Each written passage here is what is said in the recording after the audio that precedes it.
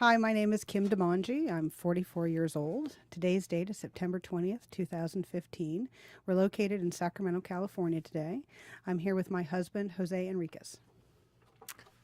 Good afternoon. My name is José Henríquez. I am 44 years old. Today's date is September 20th, 2015. We are in the Sacramento, California area, and Kim Demongey is my wife. So, hon, I guess first of all, thank you very much for agreeing to do this. I know it's not the most, thing that you like to do in terms of being able to kind of open up and share, at least to strangers, because I know that you do that with me. And I intended it to be kind of a different sort of anniversary gift, since it'll be our 21st wedding anniversary in about 4 days. And I wanted to kind of just be something to remember ourselves by when either A, we're old, or B, when the robots... Like some would already consider us old. A lot of the students, yes, would consider us old already. I just figured, if Robot Overlord Bleep Lorp is ever trying to figure out, who built that building or who recommended the dissolution of the fire district, they can find the archive, look at our names, and now they'll know what we sound like. So I just wanted to kind of go over, again, since our anniversary is in 4 days. Mm-hmm. We've been married 21 years. And this year we celebrated our 25th dating anniversary. It's 26 years that we've known each other. All but 6 months of our adult lives. I figured that it'd be kind of good to touch bases in terms of our story of how we got here and kind of what we thought makes our relationship as strong as it is. Well, you start.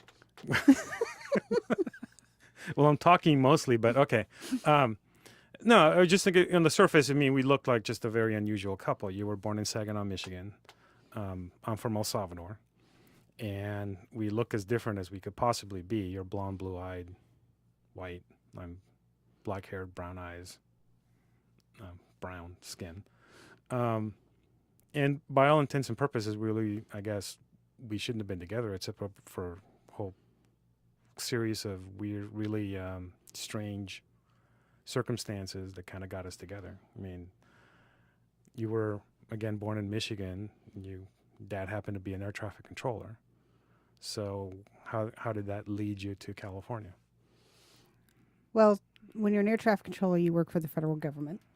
So he was originally in Michigan and always hated Michigan. Always says that it always rains on July 4th. Wanted to get out and loved California. But it was kind of a long route. We went to Puerto Rico first. My mother hated it. And then we moved to Florida. And we were there for 4 years. And then we moved to Sacramento, California in 1978. And so that landed us here in Northern California. And my dad actually worked at it wasn't actually in one of the towers. It was a RAPCON. It's a radar station really. It's like who the air traffic controllers at the airport hand you off to and see you at a more longer distance. And that was out at McClellan Air Force Base, or former McClellan Air Force Base. Anyway, and so we lived actually in Orangevale, a suburb of Sacramento. And I'm the oldest. I have a younger sister. And we were here, and then in 1981,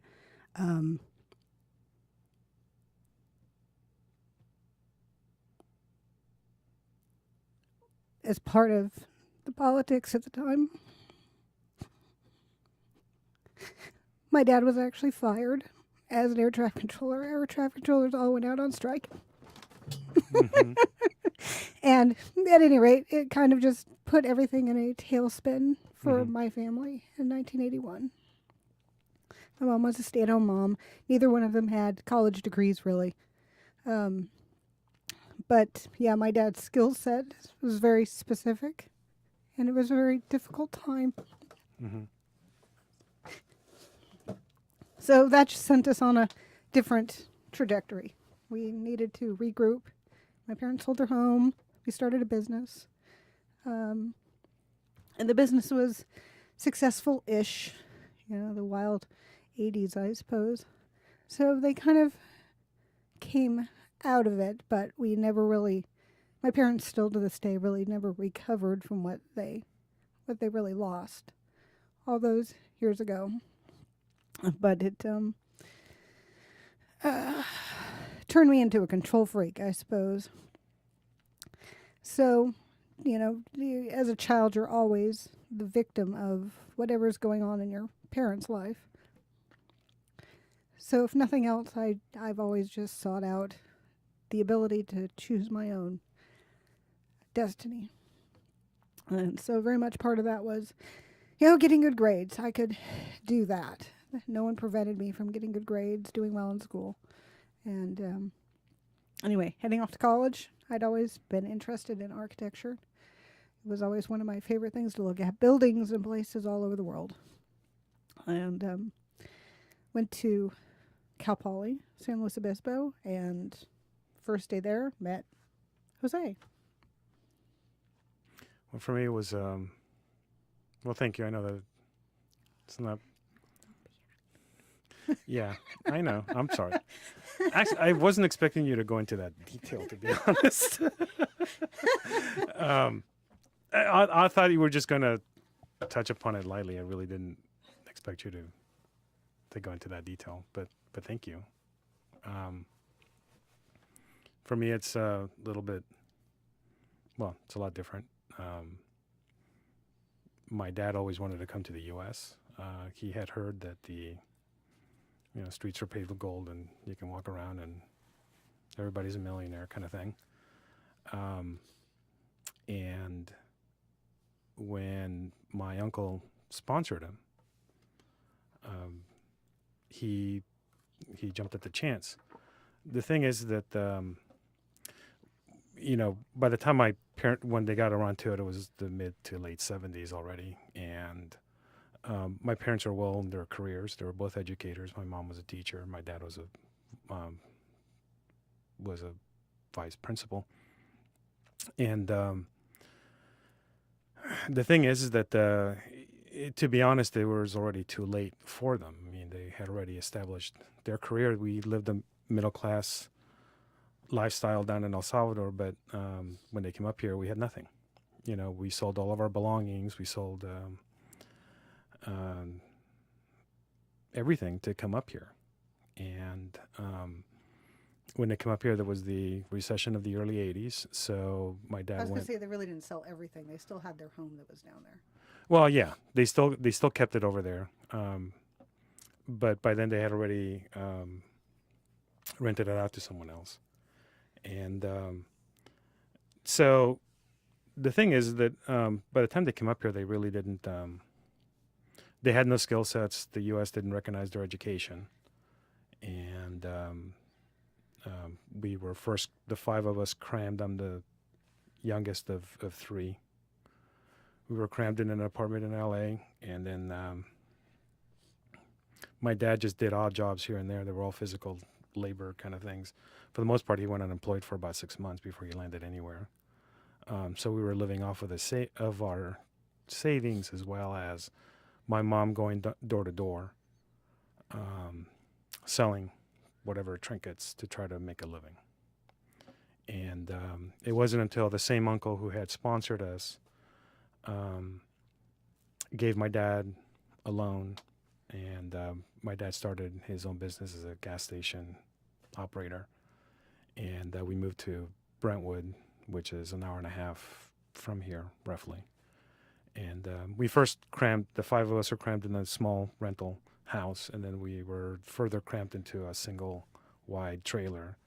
And that was kind of my high school experience. And how I ended up at Cal Poly was the fact that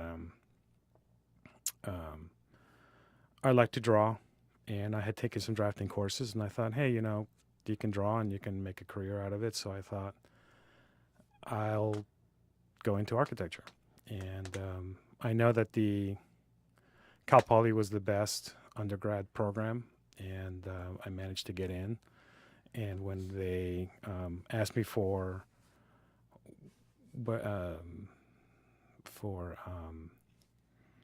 my resident, where I wanted to live in the dorms, I selected the live and learn program. So I ended up at Tower 5, and I was down there the first day of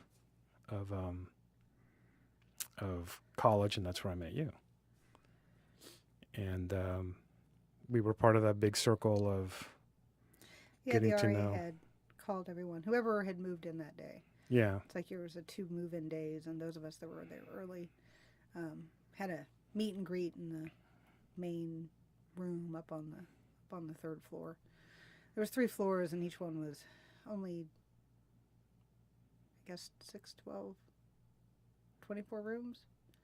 Yeah, I think it was 24 rooms on the second and third floor, and then it was 12 on the first floor. So it was a very small and compact type of living situation. And so we all, and Jose started the conversation. He started the whole thing about cars.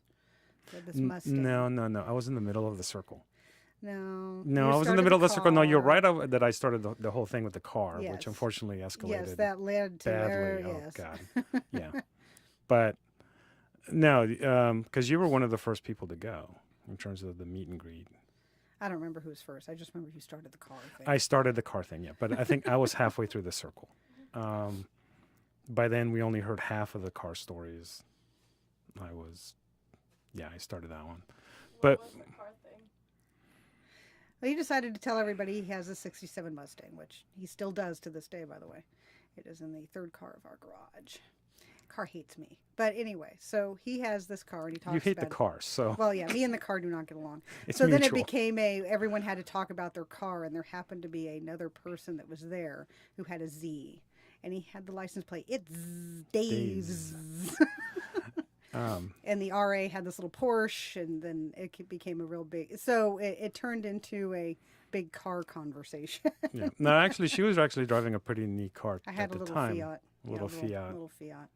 Fiat Spider. Yes. And there was a convertible. It was your dad's. He gave it to you. Yes.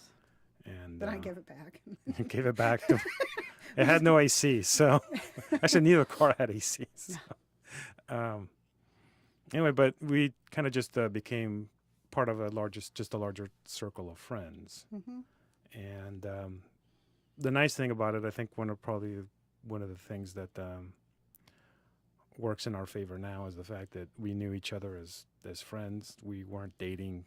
Neither one of us was interested in the other. So Yeah, each of us were interested in a lot of other people. yeah. So there was no front. There was no pretend thing that you do when you're dating and trying to impress the other person. I mean, you see me at my worst. I'd seen you at your worst. And there wasn't any. And the thing is that it wasn't until the end of the academic year that we really were kind of like, well, that person's not so bad. I think you'd actually be kind of nice to be around. Yes. One of the nicest, actually, again, going back to the whole friend thing, and I don't know if you remember this or not, but it was in the spring quarter. Mm-hmm. Everybody was ignoring me for whatever reason. Into winter quarter. Was it the end? Because I know that I had moved up to the 3rd floor at that point. Yeah. And I was there, and I had a major breakdown. I just didn't think I was getting, the initial group of people that we were together. Mm-hmm. And I had a total breakdown because I was just thinking nobody likes me around here. I have no support system. My parents at that point had moved back to El Salvador, so I really had I didn't think I had any support system. And you kind of, not that I was on the ledge, because literally speaking, more just on an emotional ledge. And you actually talked me back, and you were the only one that actually kind of sensed that there was something wrong, because you came to my room. Mm-hmm. I remember. And nobody came to my room. Admittedly, my room was the center of social life. There was quite a lot of the friends that came and went. The doors were always open, so it was like you could kind of come and go. And we're still actually good friends with most of those people still today, 20 plus years later. So Yeah. And some of them will now readily admit that, yeah, that they were ignoring me at the time and I had gotten them on their nerves. Well, So, I was getting a little tired of you too. I had every class with you that particular semester. What made you visit him? I don't remember what specifically it was. I think we knew your feelings were hurt for something. There was something that went on, and I don't know. There was, yeah. but they'd forgotten you for my birthday. Well, There was okay, that. There was a few there other was that, things. but no, that wasn't the trigger. And But I don't remember what the trigger actually was. But I do actually remember going and talking to you about it. Yeah, I forgot specifically what it was either. But yeah, you were the only one who read. Or maybe you were the only one who read it and cared. Because there's that too. I was like, all right, I guess I got to go talk to him. then." You were always a kind of a sucker for punishment. So I suppose that's kind of Yes. But it wasn't until the end of the academic year that didn't think you were so bad. You didn't think I was so bad. We started going out, which our timing was horrible. It was the end of the academic year, and That actually is kind of a cute story. We had the architecture students. We always have these big projects that are due, so you're up all night, and everyone's very stressed out, and it isn't a lot of fun. But we had just turned in this project, and we're walking back across the campus. Our dorms were on quite literally the other side of the campus from where the architecture building was, and turned all of it in. And we're coming back, and I'm in my room, and he comes in and asks, "Hey, do you want to go over to Morro Bay?" Sure. So I'm expecting, though, because every other time, between the time you walk down from the room, down all the stairs, down the long hallway to get out to the parking lot, out through the lobby, any other number of things, you're going to run into somebody. And they're going to say, "So, where are you going? Hey, can I come along?" No. And we managed to actually, we didn't run into anybody. I suppose I should interject that going to Morro Bay was kind of like the thing to do with our friends in the middle of the night. We never went to the beach in the daytime. We always just went there at For night. whatever reason, it was at night. And just watched the waves crash through the moonlight and just hang out. I mean, none of us smoked or drank or did anything. So we're probably the most boring beachcombers ever, Ever. to show up in the middle of the night at the beach. Yes. And so it was always kind of like the nice place to go hang out when you're trying to Just relax. just let- relax. just let everything go. So, I was really expecting that we would run into any number of people on the way down. But and we we didn't. didn't. I was like, okay. So we ended up out at Morro Bay. And we'd kind of been flirting with each other for the few weeks up to that point. So it was like this, all right, I think we need to talk about this. It's like, and he just reached over and kissed me. And I guess that really, really is the beginning. and It's kind of like the beginning of the story at that point. yes, at that point, it goes from there. And here we are today, Mm-hmm. almost 25 years later. Over Yeah. 25 years later. But there were stuff that, there were hurdles. I mean, we both, obviously we had to get through over the whole summer. I mean, this is the before email, video chat, Facebook or whatever. So it was, Hey, you got and we phone? both had to work during the Yeah. summer. So it was long distance phone calls, which at that time were very expensive. Mm-hmm. And it was the occasional, well, for the most part, I'm the one who drove up Yeah. to see you for like a weekend or something, Yeah. and then drive back. And your parents are incredibly cool about that. Yes. And though I'm not sure if I impressed your parents, because like the first time I buffed up the Mustang, and some of the paint was starting to come off because it wasn't sealed properly, and I came up with a lot of blue paint underneath my nails, which made them look really grimy and dirty. My hands were clean, but I remember your mom kind of like looking at my hands once in a while. I was like, "Who's this weirdo that's dating my daughter?" But I think they like me. Yeah. I thought you were pretty cool. They didn't mind you. And I didn't know until years afterwards that your dad didn't think I was so bad either. So Yeah. Well, Dad, it's hard to tell. your with dad him. doesn't express anything. So, Yes. but so there was that first summer, and then there was the second year of college, Mm-hmm. and that's when things started going up really fast for you because you were now going away from the general ed classes onto the. Yeah, and by this time I had left architecture to do architectural engineering, which is structural engineering. And you had left to go for political science. Yeah, and that was kind of the weird quirk of nature, because political science really was the major that I should have been in from the very beginning. Architecture was just that was a stupid move on my part. I mean, to be honest, it was dumb. It wasn't what I was expecting it to be, and there's nothing wrong with the profession, obviously, because you're an architect, but it just was not for me. And against everybody's opinion at the time, I switched to political science. Yeah. And so we continued dating, but obviously neither one of us was there for the major that we were when we originally met. So, but you were taking your core classes. I was taking core classes. I had to make up for the first academic year. Yeah. And then I went to, and then I got the opportunity to study abroad, third year. And so I left the country. I actually lived in Britain for the third academic year.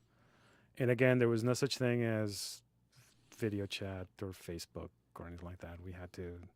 It's mostly letters. Yeah, lots of letters, lots of cards.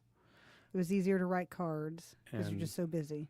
And we had to coordinate like a time, because there was an 8-hour time difference, that I was going to call you on a certain Sunday at what would be 2:00 Pacific time, just 10:00 Sheffield time.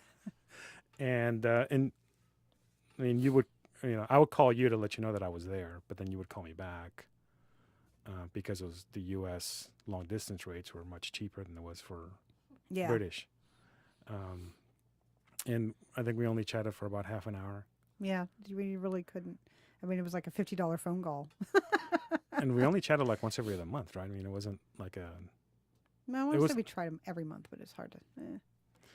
But at some point, I got this idea of like writing on the letters, of putting a little cartoon on the envelope. I think the postmaster liked that. I think he was always looking for your new story. And sometimes I made it a serial, so it was always multiple letters contained a continuation of the story. And other times it was just a one-off joke. The one that kind of stands in my head, you had indicated in some letter that you were working with some dude on a project. And so I had my little frogs like scramble for more information. Who is this guy? Is he trying to hit on my girl? What's going on? And the thing about your letters is that you always pick the most obnoxious colors for envelopes. That Yeah. it was just some weird. Well, because the paper and the envelope. No, actually, it's just the envelope, right? Yeah. Just the envelope. Just like you pick like neon green. And Yeah. Just the brightest colors. They'd stand out. Yeah, I mean, it was just so for me. It was always kind of like this visual cue that there was a letter from you, because when I would open the mailbox, there's this obnoxious thing that would just like glow back out at me, oh, kind of thing. And I knew that it was a letter from you, and I always look forward to it. And I know that in my winter quarter, when I was having a serious case of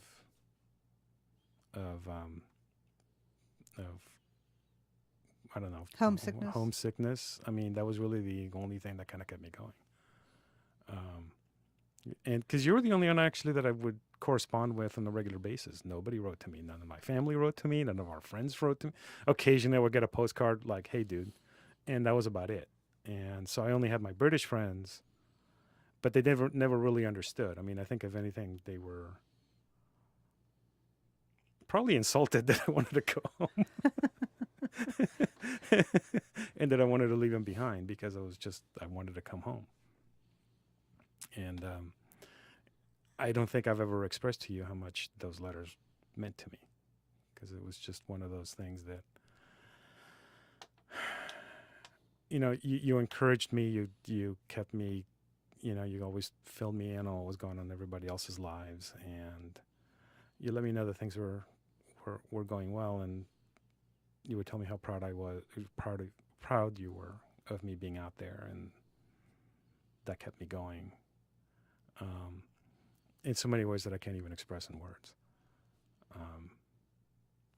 because it was just the little connection that I had, and that things were going to be okay. And you know, you didn't spare any detail in your letters. It was one of those things, like was one of those "you are there" kind of things. And to this day, I regret that I could not bring the envelopes back. I should have found some way of bringing back those envelopes, because I kept them.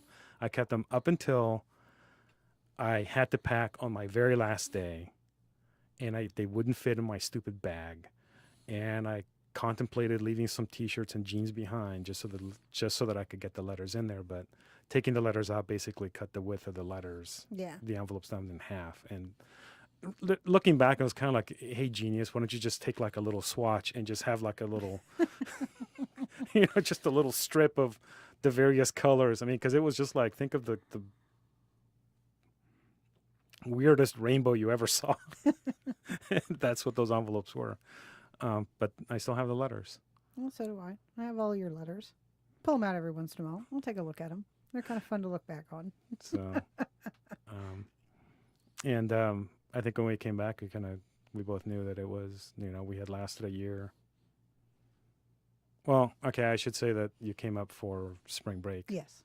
I flew you up there. Well, I always said that the best thing was you leaving, because then it was like, well, we were so young. It was like, well, okay, if this is something we can come back from and still want to be together, then it means something. But then the second best thing was going there, because it allowed me to see that part of your life. And actually, I have to say that all of my British friends wanted to meet you. It was just one of those things that they heard so much about you that they were looking forward to meeting you. Dave stayed behind one additional day just so that he could meet you. I'm sure he was so impressed. I was so tired. I'm like, I really need to go to sleep now. I really just can't sit here. And Xavier and Sandip and Kathy all met us at Birmingham. Mm-hmm. Yeah, we had a really good time. That was a lot of fun. And then Went to from there, we went to Stratford-on-Avon. Stratford-on-Avon. Mm-hmm. You and I went to York. And that's where we met Joe and Emma and Allison. I think the only one that you didn't meet was Allison Mortimer. Oh, no, you met Allison Mortimer because she, she didn't stay behind with Dave, but at some point you met Allison Mortimer. Yeah, so I got to meet everybody. you So got to yeah, I meet got to see, that side, that part of your life that I was not there for. Yeah, so I always thought that was the second best thing. Yeah, and it was really cool that you were so well known that they just were anxious to meet you, and they were, because I don't know how expensive it was back then for them to kind of meet us at these various places, but that they wanted to do it, I thought was very cool. Yeah, no, and they were great people. I really enjoyed the time there. Yeah, I love them all. And I came home and come to find out that you had actually taped Star Trek: The Next Generation for me. And that was not easy to do back then either. You had to be there to set it up, to do everything. It was not the set the DVR and it'll just record as it goes. No, you had to actually make sure tape was in. There was enough room on the tape. But yes, then you had all your Star Trek Next Gen. Yeah, and so I thought I had missed that entire season of Next Gen, that I'd have to catch up over the week of the summer, and to come to find out that you had actually done that for me without me knowing it. That was just really awesome. Yeah, I'm full of surprises. Yeah, you are. The first episode I saw was the Inner Light, which to this day is still my favorite. Not only because of the story, but also because of that's what you did for me. And it's profound for me for many different reasons, but every time I see it, I'm reminded of the emotion that I had for you, because you had done that for me, which is just an incredibly wonderful thing. I know it's geeky, but it was just so cool.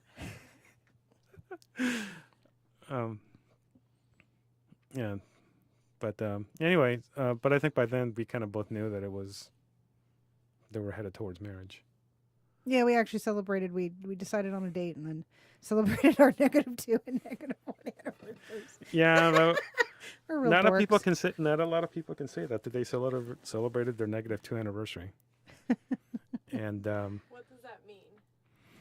we basically celebrated our wedding anniversary 2 years before it happened.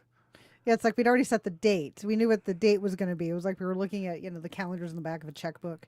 It was like, okay, well, a year after we graduated, well, September, okay, the 24th, looking at the dates. And okay, and we picked the 24th. And so, yeah, so when it came up, that year, we're like, okay. And so we celebrated it. And again, the following year. And We set the date for 92, the summer of 92. And Yep. we knew that you wanted a fall wedding. yeah, My favorite number is 24. it all worked. So it worked really well. Yeah, so And, September 24th. And I think actually, if anything, it's kind of indicative of why we work so well together. We listen to each other. We take each other's ideas into account. We respect them enough to give them, just as much weight as we would our own. Mm-hmm. And we always kind of find a way of making it work. Not to say that we haven't had, marital difficulties like anybody, but we've never cheated on each other. Mm-mm. No, at the end of the day, you're still the only person I want to see. And at the end of the day, There is no other person I want to spend my time with. and at the end of the day, you're the only person I actually want to hang out with more than an hour at a time. I mean, it's just Yeah, we've done quite a bit of traveling together. We weren't sure how that was going to. Well, we knew we could travel together, Yeah. but we actually did driving tours, like to the various national parks. So we're together 24/7 in a small vehicle, mhm. and actually it was a lot of fun. I had the best time. I enjoyed both of those trips a lot. We just spent hours in the car together, just talked the whole way. We had a great time. And the thing too is that the day that I realized that I actually had lived with you a lot longer than I had with living with my parents, and it was one of those things that it didn't feel like the time went by. Whereas when I spent that one trip down in El Salvador with my parents, and at one point I think it was like the second or third day, I was frustrated with them. It was kind of like, how did I end up spending 18 years with you people? And then realized, oh yeah, I was completely dependent upon you. But I mean, it was one of those things that I just can't think of any other person that I want to spend more time with. Mm-hmm. And I can't think of anybody that I want to travel with more, or kind of explore new ideas or new places with, than you. I just really enjoyed spending time with you. Me too. I think you're pretty awesome. I think you're very awesome too. And again, thank you for doing this. Well, you're welcome. Well, thank you